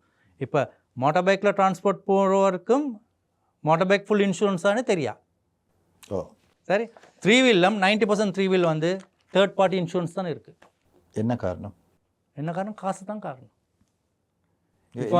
டிஃபரெண்ட் தேர்ட் பார்ட்டிக்கும் தேர்ட் பார்ட்டியில் ஆக்சிடென்ட் ஆகினாக்கா அதை ஓட்டின டிரைவர் தான் ரெஸ்பான்சிபிள். அப்போ அது டேமேஜ் யாருக்காவது டேமேஜ் ஆகிட்டு அவர் கோர்ட்ஸில் போய் வழக்கு போட்டால் அப்படி இல்லை போலீஸில் போய் என்ட்ரி ஒன்று போட்டால் அந்த டேமேஜை ரிகவர் பண்ணணும் அவர். இப்போ கம்ப்ரஹென்சிவ் இன்சூரன்ஸ் ஒன்று இருந்தாக்கா இன்சூரன்ஸால் தான் அந்த லாஸ்ட்டை கவர் பண்ணுறது. அவர்கிட்ட மேலே பிழை இருந்தாலும் இன்சூரன்ஸ் தான் கவர் பண்ணுறது. இப்போ வெஸ்டர்ன் ப்ராவின்ஸ் டிரான்ஸ்போர்ட் அத்தாரிட்டியோட ரெகுலேஷன் படி பேசஞ்சர் அன்லிமிட்டட் ப்ரொடெக்ஷன் உள்ள பேசஞ்சர் இன்சூரன்ஸ் இருக்கணும் 3 வீலுக்கு. பஸ்க்கும் இருக்கா? பஸ்க்கு இப்போ நாங்கள் ப்ரைவேட் பஸ்ஸில் போனால் பஸ்க்கு இன்சூரன்ஸ் இருக்குது, அன்லிமிட்டட் பேசஞ்சர் இன்சூரன்ஸ் இருக்குது. 3 வீலுக்கும் அது அவங்க கேட்குறாங்க. ஆனால் இன்சூரன்ஸ் கம்பெனிஸ் இன்னும் அப்படியாக இன்சூரன்ஸ் இல்லை. First thing, at least minimum comprehensive insurance ஒன்று இருக்கணும். கம்ப்ரஹென்சிவ் இன்சூரன்ஸில் இப்போ கொடுக்கக்கூடிய தேர்ட் இது என்ன பேசஞ்சருக்கு கொடுக்கக்கூடிய இன்சூரன்ஸ் 25,000 தான். நீங்கள் முட்டிப்பட்டு செத்தா 25,000 தான் கொடுப்பாங்க. கம்ப்ரஹென்சிவ் பாருங்க, கம்ப்ரஹென்சிவ் அப்போ வெஹிக்கிளுக்கு தான் மேக்ஸிமம் கவரேஜ் கொடுத்துருக்க வெஹிக்கிளுக்கு தான். ஆனால் அந்த டிரான்ஸ்போர்ட் அத்தாரிட்டி ரெகுலேஷனை மேக்ஸிமம் கவர் பண்ணுறது வெஹிக்கிள் இல்லை பேசஞ்சர். அதில் தான் கொஞ்சம் வித்தியாசமாக இருக்குது. அது தான் பேசஞ்சர். அப்போ கட்டாயம் ரெகுலேஷன் படி பேசஞ்சர் டிரான்ஸ்போர்ட் பண்ணுறதா இருந்தால் கம்ப்ரஹென்சிவ் இன்சூரன்ஸும் இருக்கணும். அது இல்லாமல் அப்போ ரோட்டில் போக முடியாது. அப்போ அதை பிடிக்கிறது யார்? போலீஸால் பிடிக்கணும். அதுதான் ஃபஸ்ட் திங். போலீஸார் அப்போ நீங்கள் ஆக்சிடென்ட் கேட்டீங்க, உண்மை இதை நீங்கள் சொன்ன ஃபிகர்ஸ் எல்லாம் நாங்கள் அக்செப்டட். ஆனாலும் இதில் எத்தனை ப்ரொஃபஷனல் 3 வீல் டிரைவர்ஸுமா செத்துருக்காங்க? யாருக்குமே கணக்கு தெரியாது. இது ஆக்சிடென்ட்னால மோர் தேன் 90% என்னது ஃபேமிலியோடு போனவங்க தான் இந்த ஆக்சிடென்டாகவே செத்துருக்காங்க. First thing. Second thing drunk and drive தான் இருக்குது. தேர்ட் டிரைவர்ஸ் மாறால் அப்போ 90% ப்ரொஃபஷனல் டிரைவர்ஸ் மாதிரி இல்லை. அப்போ ஆக்சிடென்ட் 90%. அப்போ ஆக்சிடென்ட் ஏஜ் லிமிட் எடுத்து பாருங்கள், லெஸ் தேன் 35 இயர்ஸ் தான் இருக்காங்க. அப்படின்னா நீங்கள் சொல்கிறீங்க முச்சக்கர வண்டி ஓட்டுநருக்கு கடுமையான பயிற்சி திட்டங்கள் அவசியமாக தேவை. இப்போ நாங்கள் கேட்குறோம், பிரச்சனை இருக்குது உள்ள ரெகுலேட் பண்ணக்கூடிய டிரான்ஸ்போர்ட் மினிஸ்ட்ரியாவது இல்லாட்டி டிரான்ஸ்போர்ட் அத்தாரிட்டியாவது அது செய்கிறது இல்லை. நாங்கள் வேணாம் நாங்கள் விருப்பம் நாங்கள் சொல்கிறது என்ன எங்களையே ரெஜிஸ்டர் பண்ணி ஃபில்டர் பண்ணினா யாருக்கு ஓட்டலாம் யாருக்கு ஓட்ட முடியாது. ஒரு கேள்வி இன்னொரு ஆட் ஒன்று, இப்போதைக்கு நீங்கள் ரோட்டுக்கு போனவங்களுக்கு விளங்கு மோர் தேன் 70 years ஓல்ட் ஆட்களும் 3-wheel ஓட்டுறாங்க. அப்போ பேசஞ்சர் பப்ளிக் டிரான்ஸ்போர்ட்டில் லிமிட் ஒன்று இருக்குது, மேக்ஸிமம் 65 என்று சொல்கிறேன். ஆனால் நான் என்கிட்ட கேட்டால் இப்போ உள்ள சுச்சுவேஷன் பார்த்தீங்கன்னா 65 கொடுக்கணும், இல்லாட்டி மனுஷன் சம்பாரித்து தின்றது கஷ்டமாக இருக்குது. இல்லாட்டி 60 over 60 பஸ் ஒன்று ஓட்ட முடியாது. ஓவர் 16 சொன்னா அது ரெகுலேஷன் படி பஸ் ஓட்ட முடியாது. 3-wheel வந்து ஓட்டேலும் அதுக்கு ரெகுலேஷன். இப்போ பிரச்சனை என்ன, 70 years ஓல்ட் 70 years உள்ள ஆளும் 3-wheel ஓட்டுறார், அவருக்கு தலைவலி இருக்கா கண்ணு விளங்குது இல்லையா யாருக்குமே தெரியாது. ஆனால் இப்போ ஆர்எம்பியில் ஒரு ரூல் ஒன்று இருக்குது தானே, ஒவ்வொரு 10 இயருக்கும் ஒருக்கா நீங்கள் போயிட்டு கண்ணை செக் பண்ணி ஹெல்த்தை செக் பண்ணி லைசன்ஸ் ரினியூ பண்ணணும். 7 years ஒருக்கா தானே. ஓ அப்போ அப்படி சொல்லும் பொழுது அவருக்கு 7 years. அப்போ நான் 63 yearsண்டாக்கா நான் கண்ணாடி போட்டு எனக்கு போகலாம். இப்போ இது நான் எடுத்துட்டு 70 years இருக்கான்னு எனக்கு ஓட்டலாம். சரி, அப்போ பின்னுக்கு போகிற பேசஞ்சருக்கு யார் இது ரெஸ்பான்சிபிள்? ஸோ இப்போ நீங்கள் இப்போ முச்சக்கர வண்டி சங்கத்தின் பேரில் நீங்கள் ஒரு ஓய்வூதியம் ஒன்று இன்ட்ரடியூஸ் பண்ணி கொடுக்கலாம். ஓ அது சரி, அது ஓவர் 70 years நாங்கள் சொல்கிறது இப்போ கவர்மெண்ட் ரெகுலேஷன் வந்து வரணும் அப்படின்னாக்கா பர்சனல் நான் எதுனா பர்சனல் ஓட்டுறது எங்களுக்கு பிரச்சனை இல்லை. பப்ளிக் டிரான்ஸ்போர்ட் ஒன்று செய்கிறதா இருந்தால் அதுக்கு வந்து ஏஜ் லிமிட் ஒன்று வைக்கணும் கட்டாயம். அது என்னென்னு அதை டிசைட் பண்ணணும். ஆனால் ஏஜ் லிமிட் ஒன்று இருக்கும், மேக்ஸிமம் ஏஜ் லிமிட் ஒன்று இருக்கும். ஆனால் அதுக்கும் அந்த மக்களை பற்றியும் யோசிச்சு தான் உள்ளவங்களுக்கு ஏதாவது தொழில் ஒன்று செய்கிறது நாங்கள் அப்போ அவங்களும் டெலிவரிக்கு யூஸ் பண்ணலாம், அதே 3-wheel டெலிவரி சர்வீஸ்க்கு யூஸ் பண்ணலாம். இன்னொரு கேள்வி, 2000 அந்த கொரோனா இடைப்பட்ட காலத்தில் வந்து உங்களுக்கு தெரியும் வந்து நீங்கள் 6 மாதம் வந்து லீஸ் கட்ட தேவையில்லைன்ற ஒரு இது வந்து உங்களுக்கு ஒரு உதவியாக அப்படியெல்லாம் சில அரசாங்கம் வந்து முன்மொழிகளை செய்தது. அதன் பயன்பாடுகள் உங்களுக்கு கிடைத்ததா? பயன்பாடு கிடைச்சது எப்படி 6 month பின்னுக்கு எடுத்தாங்க. ஆனால் 1.5% to 5% வரை காட்டும் அடிஷனல் இன்ட்ரெஸ்ட் ஒன்று அடித்தாங்க. ஆனால் இன்ட்ரெஸ்ட் எடுக்க மாட்டேன்னு தான் சொன்னாங்க. எடுக்கலைன்னு சொன்னாக்கா காட்ட சொல்லுங்கள், நாங்கள் எடுத்தவங்க நாங்கள் காட்டுறோம். கவர்மெண்டால் சலுகை கொடுத்தேன் இல்லைன்னா கவர்மெண்டால் சொன்னதுக்கு ஃபைனான்ஸ் கம்பெனியால் ஃப்ரம் 1.5% to 5% இன்ட்ரெஸ்ட் ரேட் ஒன்று அடித்தேன். ஆனால் அது வந்து உங்களுக்கு சாண சொல்லி சலுகை அப்படி இப்படி அந்த சலுகைக்குள்ளே சஹானேக்குள்ளே அசானே கொடுத்தாங்க. கவர்மெண்டால் எடுக்கலை, சென்ட்ரல் பேங்க்கால் எடுக்கலை, பேங்க் லோன்ஸ் எடுத்தவங்களுக்கு அது பேங்க் லோனில் எக்ஸ்ட்ரா சார்ஜஸ் அடிக்கலை.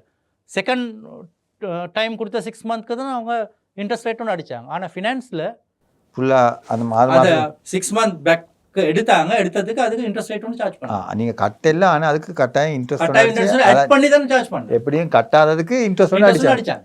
ஸோ அந்த நேரத்தில் நீங்கள் உங்களுடைய ஃபைனான்ஸ் மினிஸ்ட்ரிக்கு ஃபைனான்ஸ் செக்ரட்டரிக்கு எல்லாம் நாங்கள் லெட்டர்ஸ் எழுதினோம். ஆனால் அது அவங்க சொன்னாங்க அது ஈச் அண்ட் எவ்ரி அதுதான் இது ஃபைனான்ஷியல் ஒம்புட்ஸ்மன் சொல்கிற கதை தான் இது ஃபைனான்ஸ் மினிஸ்ட்ரின்னு சொல்கிறேன். ஈச் அண்ட் எவ்ரி இஷ்யூஸ் தான் அவங்க எடுக்கிறாங்க. பொதுவாக அந்த பிரச்சனைக்கு ஒரு விடை ஒன்று கொடுக்க மாட்டாங்க. நான் பர்சனல் எனக்கு எஃபெக்ட் ஆகுனா நான் பர்சனல் பேசி கேட்டால் மட்டும்தான் எனக்கு கொடுக்குறது, பொதுவாக ஒன்று கொடுக்கல. இப்போ நான் கம்ப்ளைண்ட் பண்ணினாக்கா நான் அப்போ என் பிரச்சனை எடுத்துகிட்டு ஒம்புட்ஸ்மன் கிட்ட போட்டு அதுக்கு பிறகு தான் குறைப்பாங்க. அப்போ எத்தனை பேருக்கு அதை பற்றி ஒரு நாலேஜ் ஒன்று இருக்குது, அதை ப்ரொசஸ் பண்ணுறது எத்தனை பேருக்கு முடியும்? ஆனால் உங்களோட டிவியில் தூக்கல இல்லை, டிவியில் தூக்கல அநியாயம் சொல்லுங்கள், டிவியில் தூக்கல அந்த 5% என்ன எடுத்தாங்க. அதனால எப்படியுமே வந்து லீசிங் கம்பெனிக்கு லீசிங் கம்பெனிக்கு வருமானம் முடிஞ்சு. ஆனால் லீசிங் கம்பெனி சென்ட்ரல் பேங்க்கால் எடுத்த லோனுக்கு அவங்க அந்த இன்ட்ரெஸ்ட்டை கேட்டல. அதுதான் பிரச்சனை. இப்போ அரசாங்கத்து வருமானம் இல்லைன்னு சொல்கிறதுக்கு காரணம் ஒன்று அதுதான். பக்கத்தில் உள்ள கம்பெனிக்காரன் எங்கள்கிட்ட இன்ட்ரெஸ்ட் எடுக்கிறது, கம்பெனி அந்த காசு எதுக்கு பேங்க்கால் எடுத்திருக்கு, பேங்க் அந்த இன்ட்ரெஸ்ட்டை கொடுக்கல, பேங்க் வந்து சென்ட்ரல் பேங்க்கால் எடுத்திருக்கு, சென்ட்ரல் பேங்க்கு அந்த பேங்க்கால் இன்ட்ரெஸ்ட் கொடுக்குறது இல்லை. கடைசியில் எங்கள்கிட்ட எடுத்த காசு யார்கிட்ட போனதுன்னு இல்லை. கடைசியாக ஒரு கேள்வி, இப்போ உண்மையிலேயே விலை கூடி இருக்கு தான். ஆமாம், ஆனால் வந்து நீங்கள் ஏன் லீசிங் கம்பெனி போனீங்க? ஒரு பர்சனல் லோனாக அப்படி எடுத்தீங்கன்னு சொன்னால் உங்களோட இன்ட்ரெஸ்ட் ரேட் குறையும் தானே? பர்சனல் யாரும் கொடுக்குறது எங்களுக்கு? ஃபர்ஸ்ட் திங் வந்து பர்சனல் லோன் கொடுக்குறதுக்கு உங்களுக்கு ஜாப் செக்யூரிட்டி ஒன்று இருக்கான்னு கேட்குறேன். அதுக்கு தான் நாங்கள் ரெகுலேட் பண்ணுங்கன்னு இப்போ 20 இயர்ஸாக நாங்கள் கேட்குறது அதுக்கு. அப்போ நாங்கள் ரெகுலேட் பண்ணினாங்க எங்களை எப்படி ரெகுலேட் பண்ணினாக்கா எங்களுக்கு அப்போ ஒரு நான் வந்து ப்ரொஃபஷனல் டிரைவர் என் இன்கம் இதுன்னு சொல்கிறதுக்கு எனக்கு ஒரு இன்ஸ்டிடியூஷன் உண்டு. அவங்கள்ட்ட லெட்டர் ஒன்று கொடுக்கணும், ரைட் இவர் இந்த ஜாப் தான் செய்கிறான்னு கொடுத்தா தான் எனக்கு பேங்க் லோன் ஒன்று எடுக்கலாம். அப்போ இந்த மாதிரி சூழ்நிலையில் இது நடைமுறைப்படுத்தப்பட்ட கட்டாயம் வந்து உங்களுக்கு அது ஒரு சலுகை உண்டு, கட்டாயம் ஒரு சலுகை உண்டு. பிரச்சனை இருக்குது, இதை இம்ப்ளிமெண்ட் பண்ண வேண்டிய ஒத்தாரிட்டிமார், டிரான்ஸ்போர்ட் ஒத்தாரிட்டி, டிரான்ஸ்போர்ட் மினிஸ்ட்ரி, அவங்க எல்லாம் தூக்கத்தில் இருக்காங்க. அதுதான் பிரச்சனை. அவங்களுக்கு தேவை. ஏன்னா அவங்களுக்கு இது அவங்களோட பிரச்சனை ஒன்றும் இல்லை. இந்த பிரச்சனை இந்த பிரச்சனை இருந்தால் தான் அவங்களுக்கு அதில் அவங்க வாழ்வாதாரக்கு அது பிரச்சனை இல்லை. பிரச்சனை முடிஞ்சாக்கா அவங்களுக்கு வாழ்வாதாரம். அதாவது வந்து இந்த டேக்ஸோ இந்த தீர்மானங்கள் எட்டப்படும் வரையில் எட்டப்பட்ட நிலையில் எப்போயுமே உங்களை பற்றியோ உங்களுடைய இந்த த்ரீவீல் ஓட்டுநர் சங்கத்தை பற்றியோ அல்லது ஓட்டுநர்களை பற்றியோ அரசாங்கம் கன்சிடர் பண்ணாம தான் எல்லா தீர்மானங்களும் எடுக்கப்பட்டிருக்கு. இப்போ கிட்டத்தட்ட எடுத்தாங்க. இப்போ last 2 years 1.5 year number plate நீங்கள் கண்டிப்பாக தானே ப்ரொவின்ஸ் இல்லை. இப்போ புது நம்பர் பிளேட்டோ ப்ரொவின்ஸ் இல்லை, ரைட்? ப்ரொவின்ஸ் இல்லை. இப்போ நேரத்தோட இப்போ 2007-8 எப்படி black number plate, red number plate அப்படி தான் இருந்துச்சு. 3 வீலர் இருந்து red number plate, black number plate. Red number பிளேட்டுன்னா ஹையர் பண்ணுறது, பிளாக் நம்பர் பிளேட்னா ப்ரைவேட் வெஹிக்கல்ஸ். அப்போ அந்த 2 கலரை எடுத்து போடுறது யார்? நாங்கள் கேட்டோமா? இல்லை. அதால் என்ன நன்மை இருக்குது? இல்லை. அப்போ ஐடென்டிஃபை பண்ணலாம், இது ஹையர் பண்ணுறது. அப்போ நாங்கள் ரெஜிஸ்டர் பண்ண போல என்ன ரெட் நம்பர் பிளேட்டுண்டா இப்போ இந்தியாவில் உதாரணமாக இப்போ பிமல் ரத்நாயக்க பார்லிமெண்ட்டில் பேசினார். இந்தியாவில் ஹரியானா, மகாராஷ்டிரா அந்த 2 ஸ்டேட்டில் ஆப் போடுறவங்க, ஆப் போடுற டிரைவர்ஸ்மாருக்கு வந்துட்டு இன்சூரன்ஸ் அண்ட் பென்ஷன் ஸ்கீம் ஒன்று இம்ப்ளிமெண்ட் பண்ணுறதுக்கு அவங்க அப்ரூவ் பண்ணிக்கிறாங்க. அவங்களோட ஸ்டேட்டில் அப்ரூவ் பண்ணியிருக்காங்க. அவங்க ஓடக்கூடிய ஒவ்வொரு ஹையர்லும் 0.5% அடிஷ்னல் அமௌண்ட் வந்து சார்ஜ் பண்ணுறாங்க கஸ்டமர் கிட்டால். அது வந்துட்டு அவங்களோட கவர்மெண்ட் அவங்களோட கோஆர்டினேட்டிங் சென்டர் ஒன்று இருக்குது. அப்போ ஓடக்கூடிய எல்லா டிரைவர்மார் இப்போ நான் வந்து புது ஆப் கம்பெனி ஒன்றுக்கு போய் நான் ரெஜிஸ்டர் ஆகினா அந்த ஆப் கம்பெனியால் அந்த டிரைவரோட டீட்டெயிலை அந்த அரசாங்கத்துக்கு அறிவிக்கணும். அப்போ அவர் ஓடுறக்கூடிய ஹையரிங் ப்ரைஸ் ஹையர் வேல்யூஸ் வந்துட்டு அங்கேயும் கொடுக்கணும். கொடுத்தா தான் நம்ம 0.5% கணக்கு எடுக்கலாம். அப்போ நான் மினிஸ்டருக்கு செல்ல விருப்பம் பிமல் ரத்நாயக் கிட்ட. இந்தியாவில் நம்பர் பிளேட்ஸ்னு 2 வகை தான் இருக்குது. ஒன்று கமர்ஷியல், மற்றது ப்ரைவேட். கமர்ஷியல் நம்பர் பிளேட் வந்துட்டு சார்ஜஸ் கூட. அப்போ அவங்க ரினியூ பண்ண போகல. நாங்கள் சில உதாரணமாக எடுப்போம். ப்ரைவேட் இது நம்பர் பிளேட் வந்து 5,000 ருபீஸ்னா, கமர்ஷியல் நம்பர் பிளேட்னா 8,000 ருபீஸ் கெட்டணும். கமர்ஷியல் உள்ளவங்களுக்கு மட்டும்தான் good transport and public transport பண்ணலாம். ப்ரைவேட் உள்ளவங்களுக்கு பண்ண முடியாது. அவங்க என்ன red number plate, black number plate, அவ்வளோ தான், வேறு எதுவும் இல்லை. ஏன் அதை இம்ப்ளிமெண்ட் பண்ண முடியாது?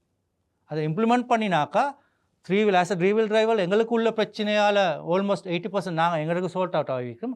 கவர்மெண்ட்டுக்கு எக்ஸ்ட்ரா ரெவன்யூ ஒன்று கிடைச்சிருக்கு. நான் பேசஞ்சர் ட்ரான்ஸ்போர்ட் பண்ணுறேன்னா நான் ரெட் நம்பர் பிளேட் நான் எடுக்கிறேன். அப்போ என்ன revenue, yearly revenue number plate charges கூட. ஏன்னா இன்கம் நான் ஜென்ரேட் பண்ணனால, நான் அந்த நம்பர் பிளேட்டை வச்சு நான் ஆதாயம் ஒன்று உற்பத்தி பண்ணனால எனக்கு சார்ஜஸ் கூட. ப்ரைவேட் ஆளுக்கு தேவையில்லை. That's all. கவர்மெண்ட் எதுவுமே செய்யாமல் வருமானம் வரக்கூடிய விஷயம். அதை கேட்டாக்கா டிரான்ஸ்போர்ட் மினிஸ்ட்ரியில் உள்ள செக்ரட்டரி மாறும், அது ஆஃபீஷியல்ஸ் மாறும். என்ன சொல்கிறேன், அது வந்து பார்லிமெண்ட்டால் வரணும். ஆனால் நம்பர் பிளேட்டில் உள்ள ப்ரொவின்ஸ் WP, NP, CP எல்லாம் ஒதுக்குறதுக்கு யாரும் வேண்டியதில்லை. அவங்களுக்கு விருப்பப்படி செய்யலாம். ஜஸ்ட் உதாரணம் எடுங்க. இதெல்லாம் நீங்கள் இந்த சொல்கிற விஷயங்கள் எல்லாம் ஒரு ப்ரொப்போசலை நீங்கள் சப்மிட் பண்ணி அமைச்சரோட நாங்கள் டிரான்ஸ்போர்ட் இதில் என்னது லேபர் மினிஸ்ட்ரியால் transport ministry, NTC, western province transport authority எல்லாத்தையும் அழைப்பிச்சு வச்சு டிஸ்கஷனை தான் நாங்கள் பேசணும். சொன்னது அதுதான். அப்போ நாங்கள் கேட்குற ஒரே ஒரு கேள்வி தான், நம்பர் பிளேட்டில் உள்ள ப்ரொவின்ஸை ஒதுக்குறதுக்கு உங்களுக்கு பார்லிமெண்ட் ரெசல்யூஷன் எதுவும் வேண்டிய தேவையில்லாட்டி ஆல்ரெடி 2007 இருந்தது red number plate and black number plate. அதை இம்ப்ளிமெண்ட் பண்ணுறது புதுசாக ஏன் பார்லிமெண்ட் ரெசல்யூஷன் ஒன்று வேணும்? சரி, நல்ல விஷயங்கள். அட்வொகேட்டான நேயர்களுக்கும் எங்களுடைய ஒரு வேண்டுகோள், நீங்களும் இதை இந்த காணொலியை பார்த்திருந்தால், இந்த நேர்காணலை பார்த்திருக்கும் பட்சத்தில் உங்களுடைய கருத்துக்களை நீங்கள் தயவு செய்து எங்களுடைய யூடியூப் தளத்தில் பதிவு செய்யுங்கள். இவர் கூறிய விடயங்களோடு ஒப்பீடு செய்து அதனுடைய குறைநிறைகளை கட்டாயம் கூறுங்கள். அப்படி உங்களுடைய கருத்துக்களை நாங்கள் வரவேற்கின்றோம். அந்த மாதிரி ஒரு சூழ்நிலையில் எதிர்காலத்தில் என்ன மாதிரி விஷயங்களை முன் கொண்டு வர முடியும், அதே நேரத்தில் இந்த முச்சக்கர வண்டி சங்கத்தில் உள்ள ரஹ்மான் பாலி அவர்களுக்கும் எங்களுடைய நன்றிகளை தெரிவிக்கணும். அதே நேரம் நீங்கள் தெரிவிக்கிற இந்த கருத்துக்களும் அவங்களுக்கும் ஒரு உதவியாக அமையலாம். என்னென்னா இந்த இந்த இந்த இந்த சர்க்கிளுக்குள்ளே இருக்கிறவங்களோட கருத்துக்கள் மூலமாக இதை நாங்கள் அடுத்த ஒரு ஸ்டெப்புக்கு கொண்டு போக முடியும். இல்லைன்னு சொன்னால் இந்த நாளும் நாங்கள் ஒரு எப்படியும் இந்த விலையில் ஒரு ஓட்டோ ஒன்று வாங்குறதும் கஷ்டம், இனிமேல் வாங்க நினைக்கிறதும் கஷ்டம். ஸோ இதை நாங்கள் முன்னுக்கு கொண்டு போகணும்னு சொன்னால் உண்மையிலே எல்லோரும் சேர்ந்து ஒரு ஒரு ஒரு ஒருமித்த ஒரு கருத்துக்கு வந்தால் தான் முடியும்னு நம்புகிறோம். ஸோ இது தவிர இப்போ நாங்கள் பேசின இந்த விடயங்களுக்குள்ள வேறு ஏதாவது மிஸ் ஆகினது சொல்லி உங்களுக்கு ஏதாவது தோணுதா? உண்மை ஏதாவது சொல்ல வேணும் கடைசியாக இறுதியாக ஏதாவது சொல்ல? எங்களுக்கு சொல்கிறதுக்கு ஆஸ் அ கஸ்டமர், நீங்கள் பேசஞ்சராக நீங்கள் 3 வீல் ஒன்றில் ஏறும்போது கட்டாயம் அதில் மீட்டர் ஒன்று இருக்குதான்னு பாருங்கள். மீட்டர் இல்லாத 3 வீலில் ஏற வேணாம். அதுதான் நீங்கள் எங்களுக்கு செய்யக்கூடிய ஆக பெரிய உதவி அதுதான். ஏன் தெரியுமா? அப்போ அட்லீஸ்ட் தனக்கு ஹயர் இல்லாமல் போனாக்கா மீட்டர் ஒன்றாவது போடுறதுக்கு அவர் முற்படுவார். அப்போ மீட்டர் ஒன்று போட்டாக்கா என்னது, அந்த மீட்டரில் உள்ள ப்ரைஸிங் உங்களுக்கு கணக்காக தெரியும். உங்களுக்கு தெரியும் ஃபிக்ஸ் ரேட் ஒன்று இருக்குது. இப்போ நீங்கள் ஃபோன் நீங்கள் அடிக்கடி நீங்கள் போயிட்டு இருப்பீங்க, ஃபோனில் மீட்டர் உள்ள இருக்குது, அதில் 3 செட்டிங் இருக்குது. ஏபிசி எண்டு இருக்குது. கொஞ்சம் காசு உள்ள மாதிரி விளங்கினா அதில் சேனலுக்கு எனக்கு டக்குன்னு மாற்றலாம் செட்டிங்கில். அப்போ ஒரு கிலோமீட்டர் ஃபஸ்ட் கிலோமீட்டர் 100 ரூபா, செகண்ட் கிலோமீட்டர் 200 ருபீஸில் இருந்து தொடங்கிடும். பியில் போட்டாக்கா எனக்கு வேண்டிய நைட் ப்ரைஸிங் எனக்கு போட்டுக்கொள்ளலாம். ஏல போட்டால் நார்மல் ப்ரைஸ் 100 ரூபா 90 ரூபா. அதனால் ஃபோன் உள்ளவங்கக்கிட்ட போனாலும் ஃபஸ்ட் கிலோமீட்டர் எவ்வளோ, செகண்ட் கிலோமீட்டர் எவ்வளோன்னு கேட்டுட்டு ஏறுங்க. அப்போ உங்கள்கிட்ட ஃபோன் ஒன்று இருக்குன்னா, உங்களுக்கு ஜிபிஎஸ் இருக்குன்னாக்கா உங்களுக்கே அந்த மீட்டர் ஆப்பை டவுன்லோட் பண்ணிக்கொள்ளலாம்.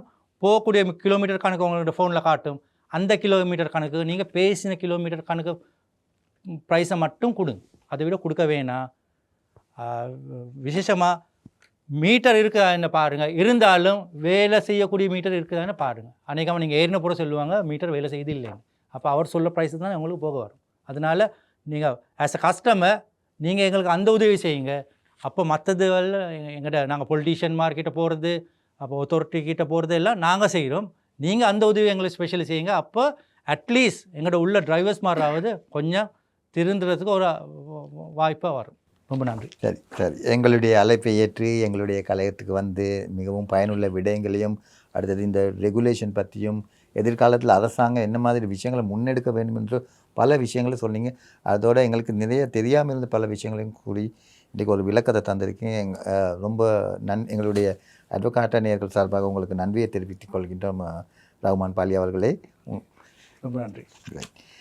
அதே மாதிரி ரஹ்மான் பாலி கூறியது போலவே நீங்கள் டிவியில் இனிமேல் ஒரு முச்சக்கர வண்டியில் உங்களுடைய பயணத்தை செல்வதாக இருந்தால் மிகவும் அவதானத்துடன் செயல்படுங்கள். அவர் கூறியவாறே உங்களுக்கு ஒரு குறிப்பிடப்பட்ட ஒரு விலை நிர்ணயம் அங்கு இருக்கிறது. ஆகவே இனி நீங்கள் டிவியில் ஏறும் பொழுது இதை பற்றி கொஞ்சம் யோசிச்சு பாருங்கள், மீட்டரை ஒருக்கா செக் பண்ணுங்கள். ரஹ்மான் பாலி கூறியது போல் அது சில நேரம் உங்களுக்கும் ஒரு நலனை தரும், அல்லாட்டி நீங்கள் இறங்கும் போது பல மடங்கு கட்டணத்தை செலுத்த வேண்டியிருக்கும்.